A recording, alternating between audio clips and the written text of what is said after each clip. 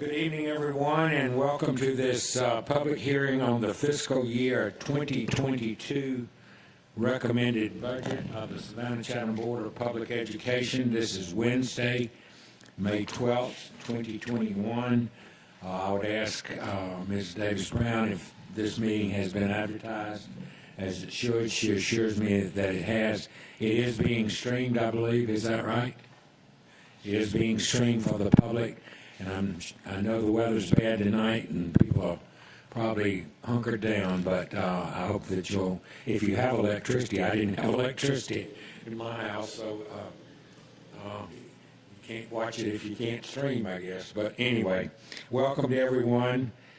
This is a public meeting for us to hear about the proposed budget. The board will be listening only. There will not be any discussion tonight. Our discussions will come later. If we have, as of the beginning of this meeting, we had no one signed up to speak, but we will hear the presentation, wait for any speakers, and then dismiss. And that will be our order of business this evening. I welcome all of you here. This is an important part of the business of this district, because this board is to provide the adequate financial resources in order for the superintendent and her staff to do the job of educating our children to the highest level. So it's an important meeting for us. Mr. Jackson, you and Ms. Cooley will have the show tonight. Is that correct? That is correct, sir. Just a little PSA before we get started. Paige Cooley, the budget director, is going to come forward and give the presentation, but just as an announcement, we normally would have a preliminary budget document, a book document, that we would have passed out to board members and published online. We were having some technical issues with some of the software, but we intend to hopefully have it up on the website and give you hard copies printed by the end of the week. Once we converted into our new financial systems, we just had to, we ran into some problems creating the actual printed document. And we actually had to call in hire a consultant per se to help us get through it. But we're going to get it to you very soon. Thank you, Mr. Just bear with us. Yes, sir. Ms. Cooley, come Thank you forward. very much. Ms. Cooley, welcome. Thank you and good evening. Did you come in your Jeep? I sure did.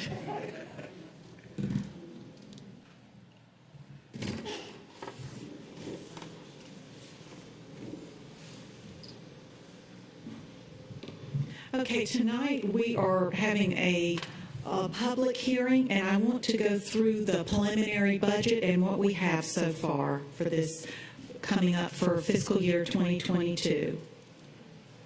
The purpose of tonight's meeting is to promote transparency in the budget process and gain input from the public.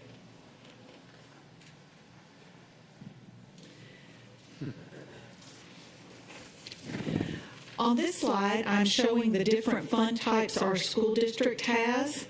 As you can see, these are our buckets of money. Each bucket has its own set of rules. In most cases, the buckets cannot money from one bucket cannot be placed in another bucket. Our first bucket, that is the one that we talk about the most, is our general fund. And our general fund accounts for all revenues and expenditures which are not accounted for in a specific fund. It's our day-to-day operations. Our debt service our debt service fund is our payment of principal and interest to lenders and creditors on outstanding debt. We have our capital projects, which includes our e-splosh and our maintenance and operations, and it's used to account for financial resources for the acquisition or construction, renovation, or physical improvement of major capital facilities. In the buckets that are in yellow, these are our special revenue funds. These are used to account for the proceeds of specific revenue sources, which must be devoted to some specific use as required by law or specific regulation. Some examples of that include our Title I money, our food service, our pre-K, our CARES Act 1 and 2.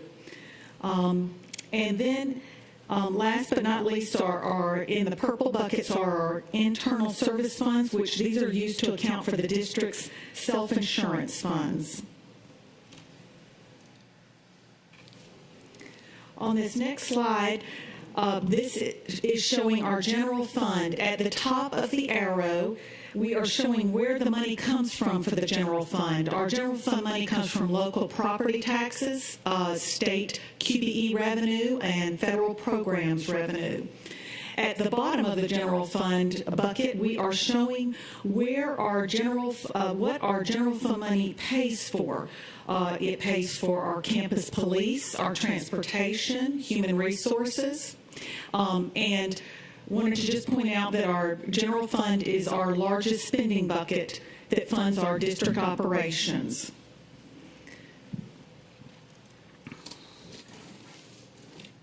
Our general fund local revenue, we use our local revenue to pay for things such as art and music teachers, which are not covered under QBE, our athletics, our maintenance and operations, our technology, and our campus police. General fund revenue, this is the amount that that our district has projected the change from our this year's budget, from our midterm allotment to next year's fiscal year 22 budget. We anticipate increasing our revenues. In our local revenues, we expect them to go up $13.5 million. Our state revenue, the state provides some funds for things such as teacher salary, some of our central office administration. It provides a little bit of money for nursing services, some of our CTAE programs, and a very small amount for transportation. The state provides about 31% of our general fund revenue for fiscal year 22. So you can see that our local revenue is extremely important to our school district. The general fund state revenue, we have received a preliminary estimate on our QBE funds for next year that we have earned, and it's a little over $145 million. As I said earlier, that's about 31% of our general fund. This money comes from our how many students were enrolled in school this year. We will get that for next year. Next year's austerity reduction, the total, this is not the change from this year, but our total austerity reduction for next year is $6.2 million, which is money that is actually reduces the amount that we technically earn from QBE for our district. And our estimated state grants, which are also part of our general fund, make up about $3.9 million. Our general fund revenue, these are the changes from fiscal year 21 this year to fiscal year 22 next year. Our QBE formula, you can see our enrollment has gone down this year due to the pandemic, as well as due to birth rates declining. And you can see the areas that we have gone down in our QBE formula. From our midterm this year, we've gone down $3.5 million. The austerity reduction is slightly less money taken away from us next year than it is at our midterm, $109,000. Because these are the differences, not the total amount, the amount that is different from this year to next year. Nurses, they took a little bit away from us. We don't get funded very much for nurses, but I guess they were trying to give us a little bit more this year due to the pandemic. Transportation went up slightly. And you can see at the bottom there's some small state grants that we don't anticipate that the state will provide money for next year. So our total state revenue based on this year's midterm and fiscal year 21 to next year, we anticipate losing almost $1.7 million from the state. This is a graph of our general fund revenue by source. As you can see, our total revenue that we project receiving this year is $465.7 million. And as you can see, the vast majority of it is made up from local taxes, 65%, There's a little bit of small amount of revenue, federal revenue in there at 1%, and then some state revenue, 32%, and then some other local sources at 2%. Our fiscal year 22 general fund expenditures, some state mandated expenditures that will be put into our budget for next school year is the TRS, which is our teachers retirement system. The rate has increased for next year, and that will cost the district. We will receive revenue from the state for that, but our expenditures will also go up by $1.8 million. The next three were the grants that we anticipate not being funded for next year, so we're going to lose that revenue. And then we have put in a step increase, which is going to cost our district $5 million. So our total state mandated expenditures are $6.8 million. Our local mandates, our unemployment rate went up. We had had it at 0% the last 2 years because we had a fund balance, but that was vastly used up by this year due to some unemployment cost to us, even though we did not lay off any employees. We still had to pay out quite a bit of unemployment cost. So we've had to put in a rate increase for next year for unemployment. That is the next thing is the charter school allocations. That is an estimated amount for all the charter schools. We have not yet, and I checked it today, we still have not received a detailed QBE analysis from the state for our district. We have gotten an amount, but it's kind of like a one-liner. And then we also have to receive the charter school allotment sheet so that we can figure their amount in there. And until then, we will not know a firm number on that. These are some of the other things that are also in our expenditures that have changed from this school year to next school year. I have put in a 2.5% cost of living increase, which is going to cost us a little more than $8 million. We earned additional QBE earned positions, which is going to cost us about $428,000. That was we earned 4 remedial ed teachers and 1 CTAE. We actually lost in many categories, but we did not want to hurt the schools by reducing the teachers. So that's why you see that even though our QBE went down, we have not taken away teachers from areas such as special ed, which we went down majorly. So we've tried to not cause any more hurt to the schools than already they've had to deal with the pandemic. Our enrollment, we did lose 4 FTE just based on our projected enrollment next year. We added in 8 in-school suspension paraprofessionals based on the audit recommendation. The legal fees going up, some risk management pool increase that's gone up due to New Hampstead K through 8, some new buildings and properties coming online, and I'll let you read through the rest. The next page, I've got some startup cost in there. That's to cover $1 million in there to cover Grove's K through 12 startup. Jenkins $300,000 because they're going to have their old stuff to take with them, but they're still going to need some things. The startup for New Hampstead is to cover the fact that we had a principal in there for half a year this year, so we have to cover another half. Their teachers and stuff were covered in the projected enrollment amounts, and then we also added custodians because we could not take custodians from another school to add to that, so we had to hire an additional 8 custodians. We saved some money this year for next year we're going to pay our debt service early this year, so that we will not have that money going out of next year's budget. And we also, pre-K has a fund balance, so we are not going to have to do an inter-fund transfer to pre-K to cover it next year. The general fund, the revenue increases total $11.7 million. The expenditure increase is $13 million. I have put down here at the bottom of this slide how much our total revenues are altogether. $465.7 million. Our projected expenditures are $467.03 million.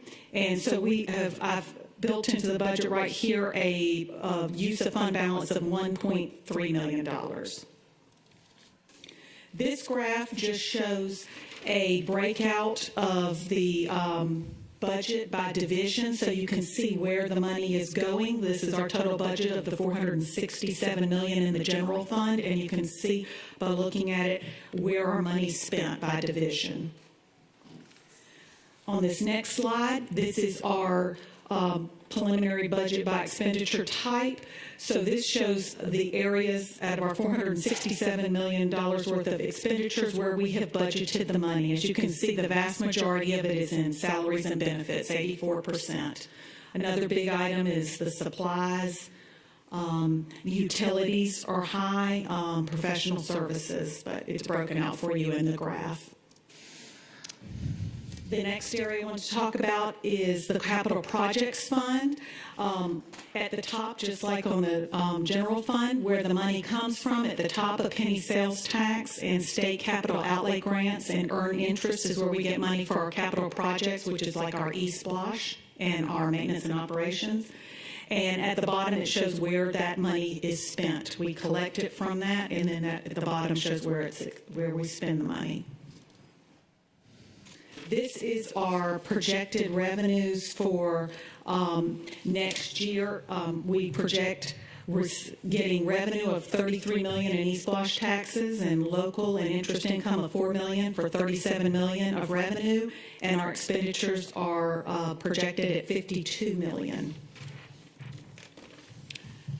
The next thing is our special revenue funds. We receive the money comes from state grants and federal grants, and as you can see at the bottom of this slide, these are the areas that we spend this money on, where the money comes from, where what the money pays for. It pays for our Title I programs, our pre-K, our Coastal Georgia, and school food services are some examples. Wanted to also mention the federal grants alone. This is money where we received money from the federal government for like the stimulus money for our CARES Act 1 and 2 and the American Rescue Plan Act. And all of the areas down there are talking about where we're spending our money.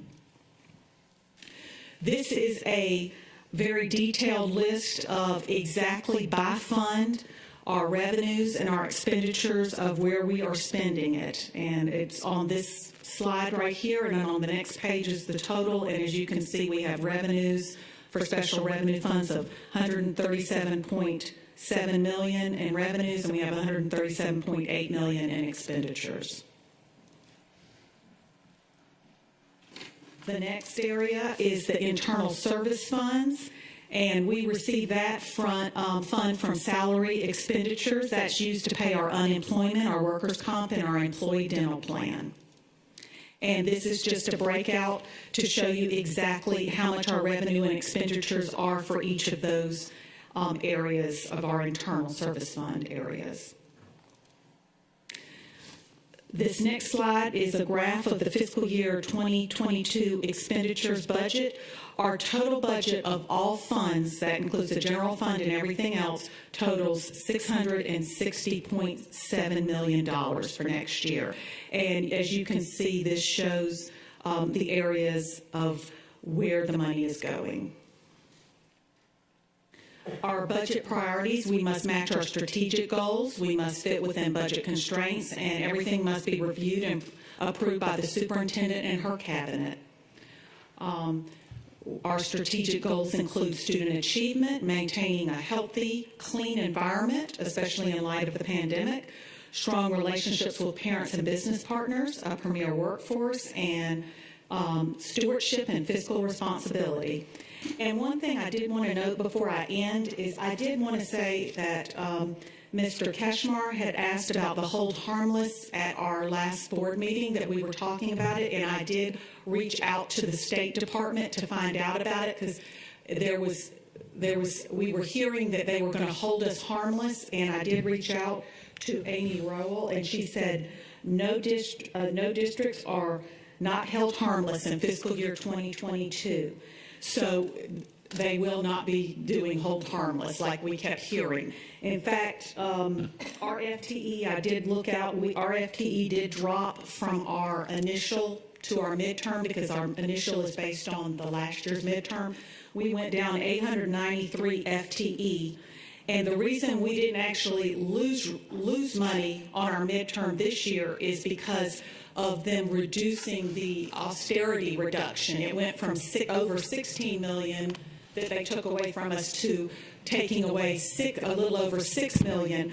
So that saved us, but if they had not reduced the austerity reduction, I went ahead and figured that we would have actually lost $3,459,066 on our QBE.